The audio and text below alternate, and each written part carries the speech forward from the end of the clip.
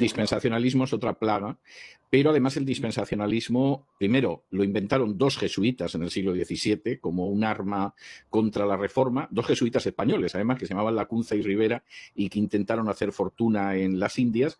Del dispensacionalismo no hizo absolutamente nadie caso. O sea, quiero decir, no es que se combatiera desde el campo evangélico, es que se despreció directamente como una majadería, y en un momento determinado el dispensacionalismo vuelve a aparecer a inicios del siglo XIX en Gran Bretaña, cuando se reeditan los libros de Lacunza y Rivera, y no tienen el menor impacto en el mundo evangélico. En el mundo evangélico queda limitado a un sector de las asambleas de hermanos que se dividen precisamente por el dispensacionalismo, y cuando realmente se extiende en el mundo es gracias a la Biblia de Scofield.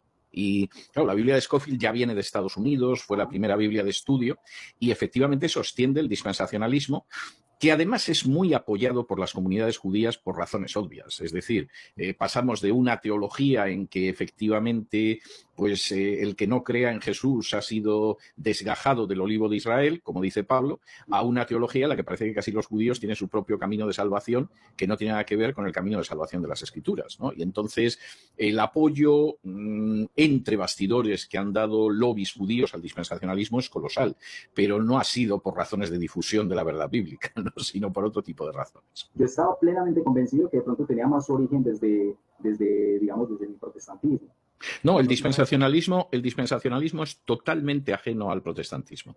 Los primeros que lo trazan, y lo trazan como un instrumento contra la reforma, son dos jesuitas españoles que se llaman Lacunza y Rivera, que las obras de ellos se pueden encontrar, no son fáciles de encontrar, pero hay alguna reedición yo las tengo, que se pueden encontrar.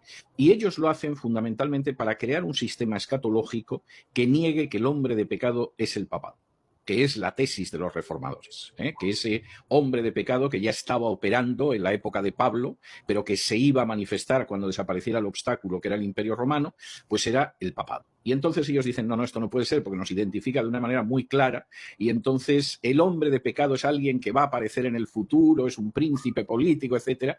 Y claro, la pregunta es, ¿y cómo estaba operando en la época de Pablo si es un príncipe futuro? ¿Han tenido 20 siglos o 16, 17 siglos al príncipe por ahí escondido? O sea, esa interpretación es ridícula, aunque sea muy extendida.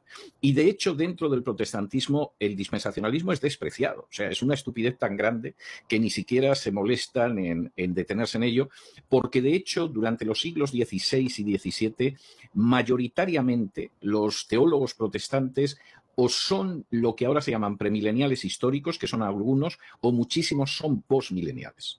Es decir, creen que antes de la segunda venida de Cristo y de la crisis final, lo que va a haber es una grandísima época de avivamiento de la Iglesia con un éxito tremendo de la Iglesia. O sea, esa es su visión.